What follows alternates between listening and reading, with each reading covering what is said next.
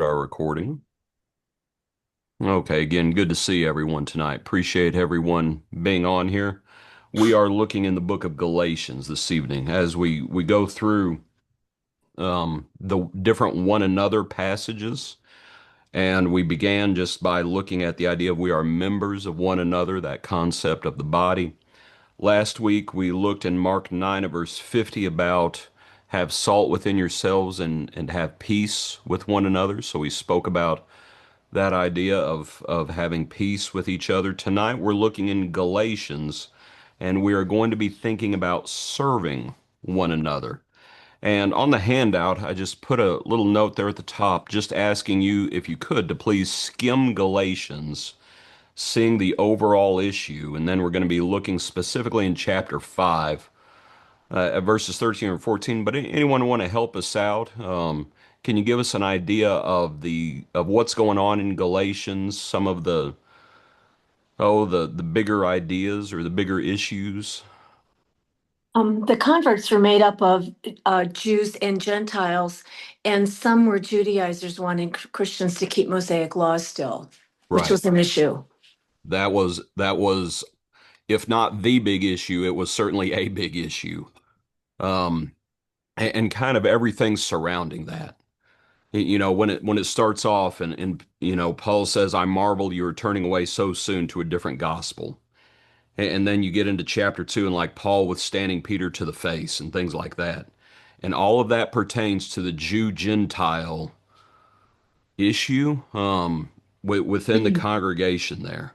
And Mhm. so, the Judaizers are trying to drag them backwards, and we'll talk more about them as we go along. But eventually we get to Galatians 5. Thank you, Nancy, for chiming in Sure. there. And let me go ahead and put Galatians 5 up on the screen.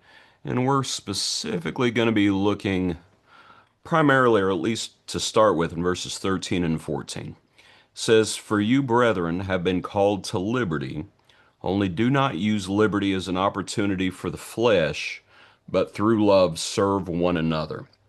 For all the law is fulfilled in one word, even in this, you shall love your neighbor as yourself."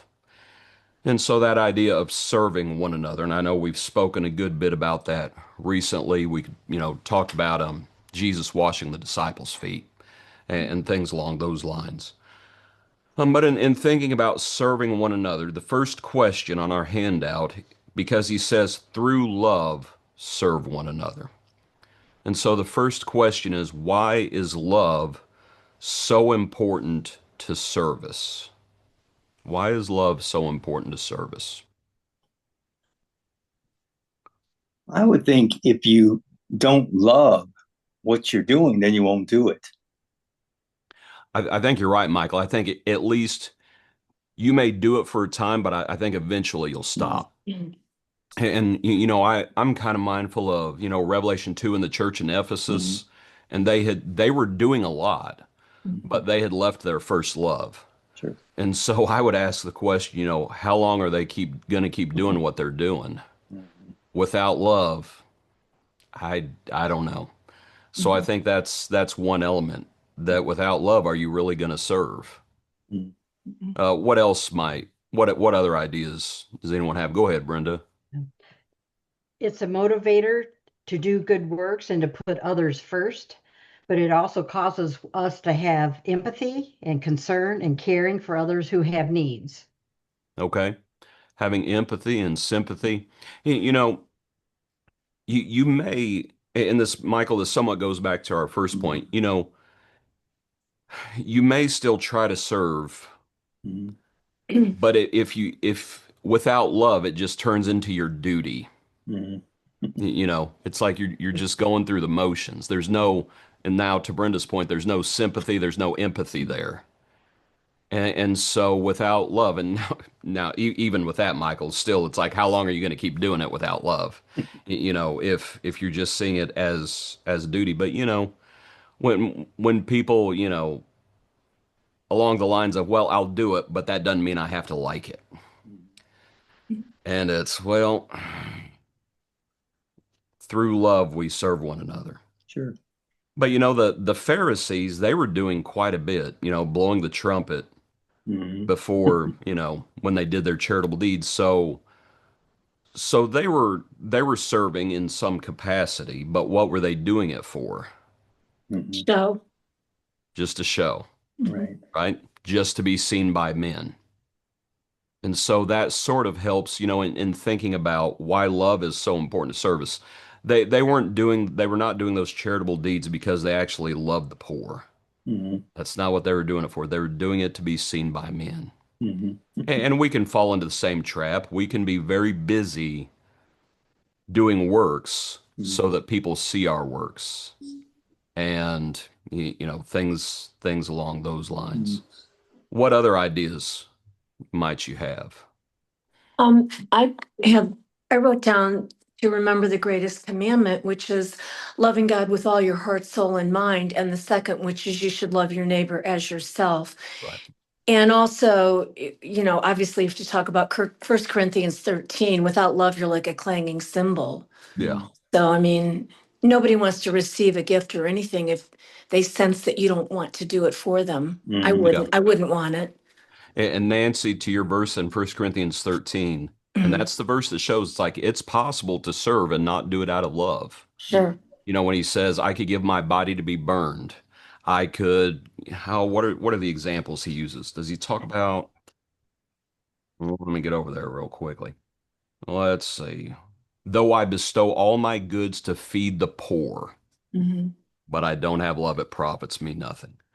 So yeah, you have that element, and of course we're not far removed in our Galatians passage. This is right before the works of the flesh and the fruit of the spirit passage. Mhm. And I mean, the first element of the fruit of the spirit is love, according to verse 22. And I know, we're going to be gone on vacation, so Rudy's taking the Wednesday night classes, and I know he's going to be going through the works of the flesh and the fruit of the spirit. But will you really bear the fruit of the Spirit if you don't have love? And it's just not going to happen. No. I mean, this is foundational. This is the fruit of Mhm. the Spirit. Um, Bruce, were you going to say something a moment ago? I saw you leaning forward, but didn't know if you had. Hold on just a second. Oh, I was going to say, yeah, but you read the verse that I was going to quote Okay. in 1 Corinthians 13 Okay. We're about, on the same page. Mhm. yeah, All giving right. your body to be burned and Yeah. without having love profits Yep. nothing. And it's just it is so important and back to Brenda's point about sympathy and empathy Mhm. and all of those things that go into that. And I mean it's foundational. It has to be there. I think it has to be there so strongly. Those examples that Paul uses in 1 Corinthians 13, that just like in James when it says faith without works is dead, I think Mhm. works without love is just as dead. Sure. It is just as important as faith and works. Mhm. And that's what Paul says. He says, I could have all the faith to move mountains, but if I don't have love. Mhm. And so faith and works without love is just dead. Mhm. Any other comments or points or questions or anything before we move on to the Well, you second think question? Yeah, I go said, ahead. who's going to go? Go ahead, Michael. Were you the Okay. one who? I was just going to say that really, without the love, as you said, you feel it's a duty. And if you feel it's a duty and you don't want to do it, then you're just going to be a Sunday morning pew warmer, is all you're going to be, Maybe. Maybe even that. Yeah. You know, I mean, at some point it starts deteriorating even Mhm. further. All right, our second question is what sort of things can impede service? I thought we might look over in Galatians. Oh, let me actually do what I want to do. We're going to look in Galatians chapter. Oh, if I can get my mind to work. Galatians chapter 6, a little further down in verse 6 says, Let him who is taught the word share in all good things with him who teaches. Do not be deceived. God is not mocked. For whatever a man sows, that he will also reap. For he who sows to the flesh will of the flesh reap corruption, but he who sows to the Spirit will of the Spirit reap everlasting life. Let us not grow weary while doing good, for in due season we shall reap if we do not lose heart. Therefore, as we have opportunity, let us do good to all, especially to those who are of the household of faith. So the question is, what sort of things can impede service? Namely, there in verse 9, what sort of things can cause us to grow weary in well-doing? And we've actually spoken about that question before, but I thought we might revisit it. And so, what sort of things can impede service? If we don't walk in the Spirit, according to Galatians 5 and 16, Yep. Galatians 5:16, I say then, walk in the Spirit, and you shall not fulfill the lust of the flesh. So you have that idea, and as we sow to the flesh, or we sow to the Spirit. If we sow to the flesh, we reap corruption. If we sow to the Spirit, we reap everlasting life.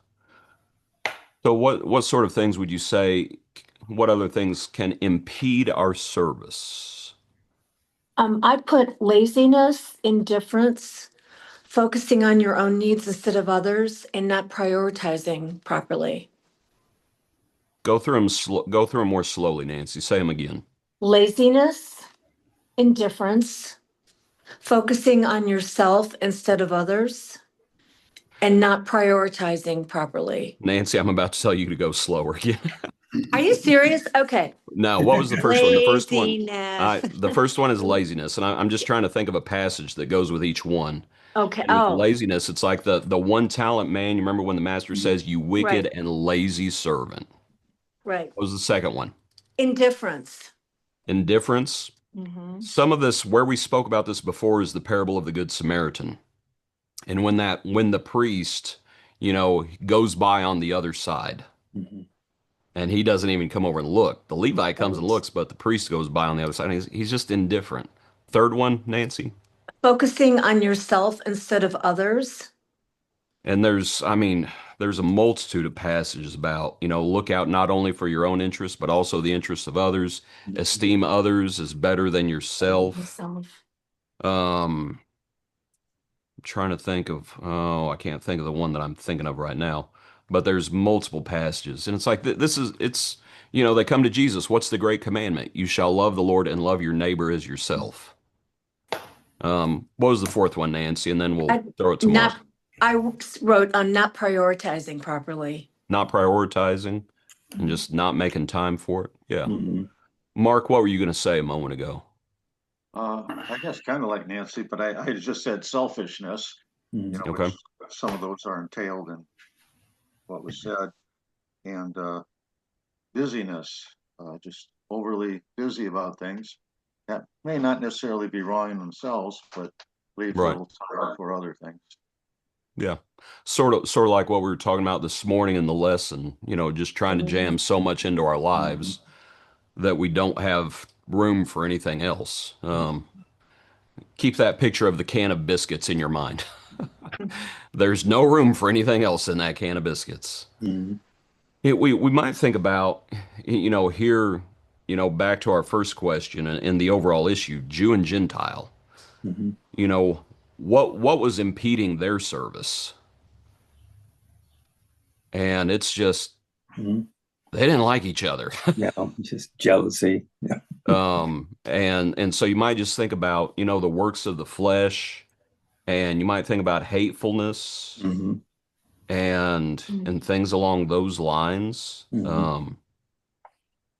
Here you have Jews and Gentiles who trying to get along, and he says, through Mhm. love, serve one another. Right. And it's like, when Jesus comes to the woman at the well there in John chapter 4, Mhm.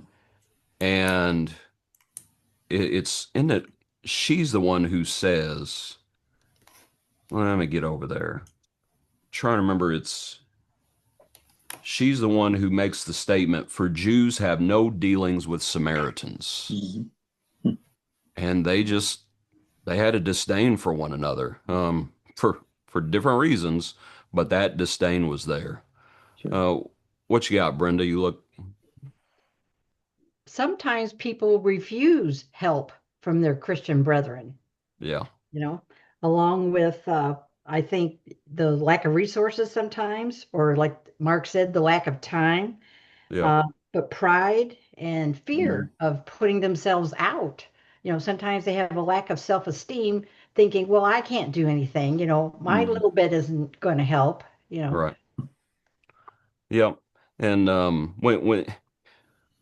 when the recipient doesn't receive your service like you think they should, that's a difficult situation. And that's where you better follow the Spirit. And you better make sure you have your head on right. And I'll give you an example of that. And that's one reason I wanted to read that first verse. There in verse 6, let him who is taught the word share in all good things with him who teaches. I was working on the bulletin earlier, and it's interesting. It's another congregation. It's Corinth. But we always read those first few chapters in Corinthians, and they were elevating some preachers, they were elevating some teachers, right? I'm a Peter, I'm Paul, I'm Apollos. You have that verse, and there's more to that verse than meets the eye. Because when you come up to 2 Corinthians, what it actually says there, this is what they were saying about Paul. For his letters, they say, are weighty and powerful, but his bodily presence is weak and his speech contemptible. At the end of 2 Corinthians, that's where he says, I believe he phrases it, the more that I love, the less I am loved. And that was how they were viewing Paul. And here Paul was doing everything he could to help them, and they weren't appreciating it. And so this idea in Galatians, let him who is taught the word, just from a personal standpoint, and y'all have run into the same thing, when you're trying to teach someone, it might be a family member, it might be a friend, it might be whoever, and they throw it back in your face. How do you react? And that's, let us not grow weary in well-doing. We better have our heads on straight, and we better be following the Lord and understanding that sometimes those things happen. But to Brenda's point, the recipient of the service, sometimes when they don't receive it like they should, or they just flat out reject it, you're trying to help them on some level, and they're not interested in your help, and it's okay. And it's difficult. What other things might you say? Might you add? Do you think that really, as we read, such as the first century, of course, with the forming of the church, do you believe, or would you think that the Jews almost hated God for giving it to the Gentiles?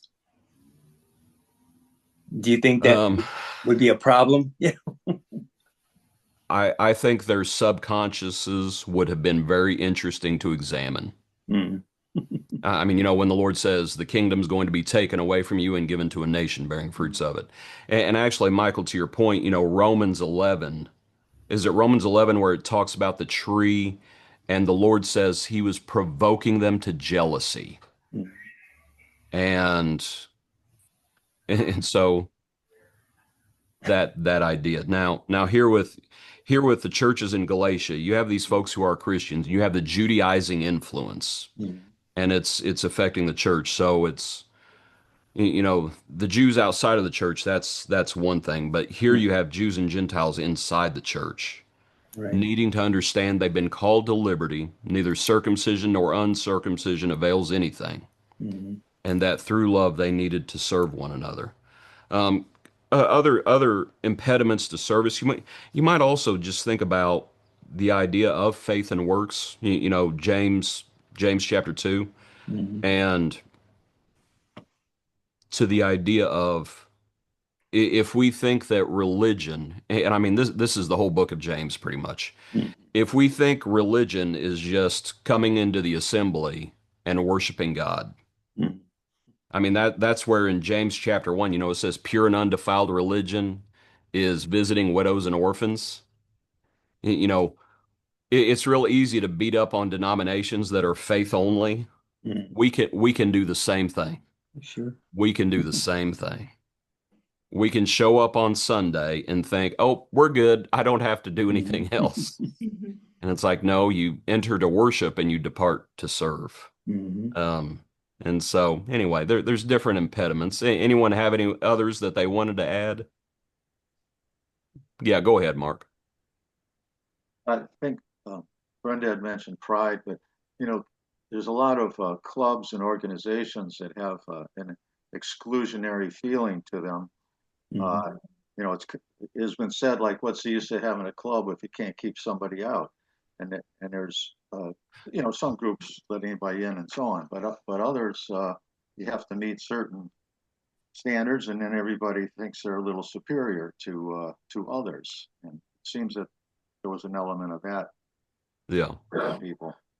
And to that point, the parable of the Good Samaritan, the reason they had disdain for each other Hmm. is because of their religious differences.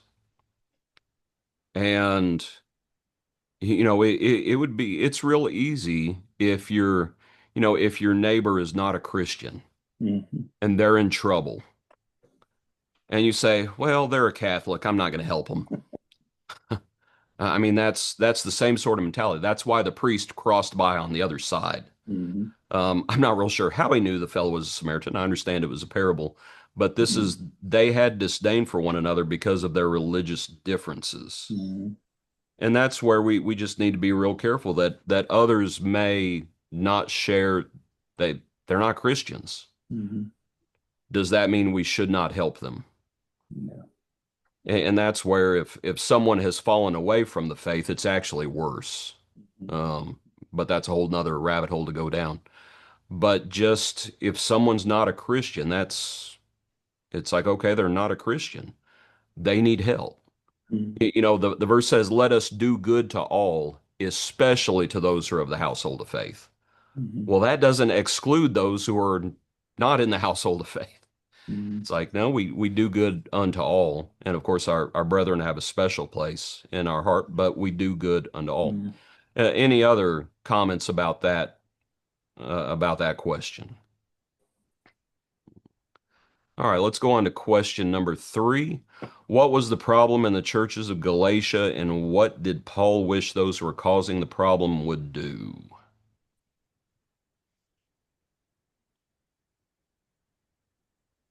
Let's see. Well, the second part of that question was found in Galatians 5 and 12, and he wished that they would mutilate themselves, Yeah, talking about the Judaizers. Mhm. make eunuchs of themselves. Yeah, it's a pretty strong language. And Paul had been dealing with them Hmm. for a long time.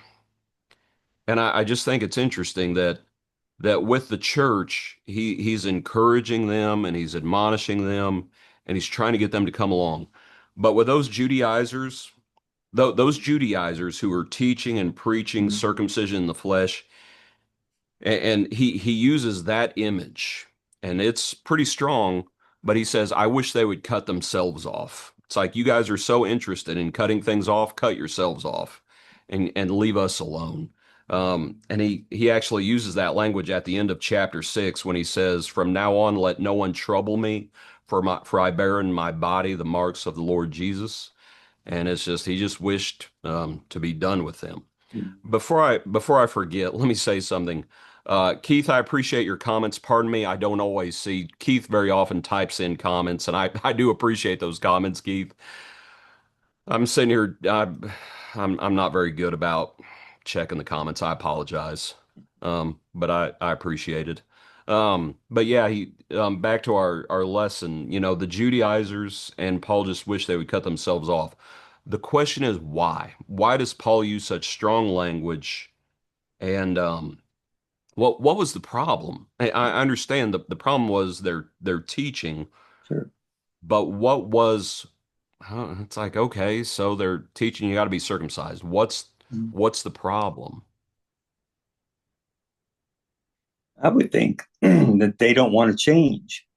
They don't want to believe the new Okay. covenant. Yeah, they're one to take them back to the law, Sure. right? And it's like, wait a minute, and I mean, this is what Galatians is all about.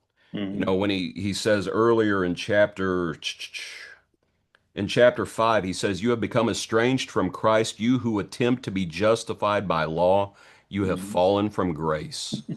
It's like if you think you're justified by keeping the old law, then what Mhm. was the point of Jesus coming?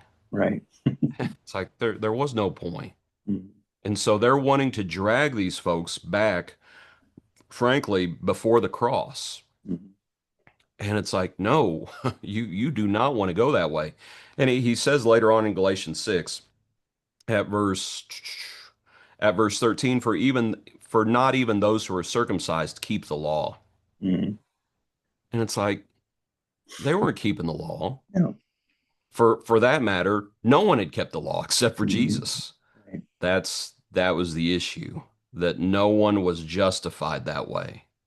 Mhm. And so, but that's one of the issue. They're wanting to take people back Mhm. before the law, but that influence is having it's Oh, having yeah. a big influence, a big Sure effect on is. the church. Mhm.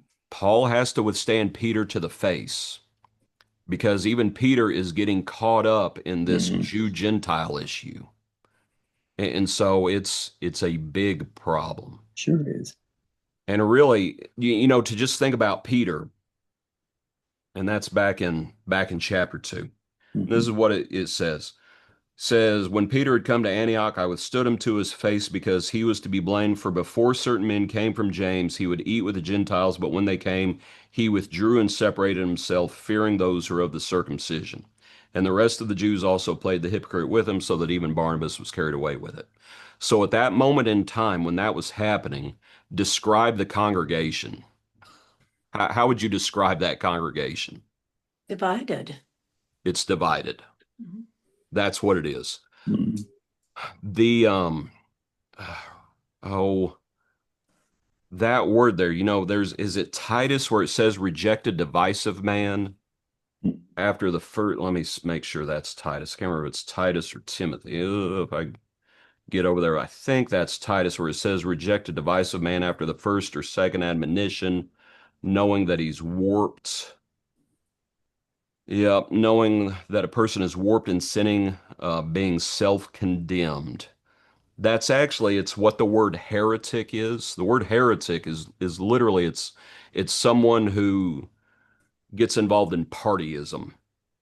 And it's like you have different parties in the church. And it's like, what have we been talking about? We're members of one another. Have peace with one another. Serve one another.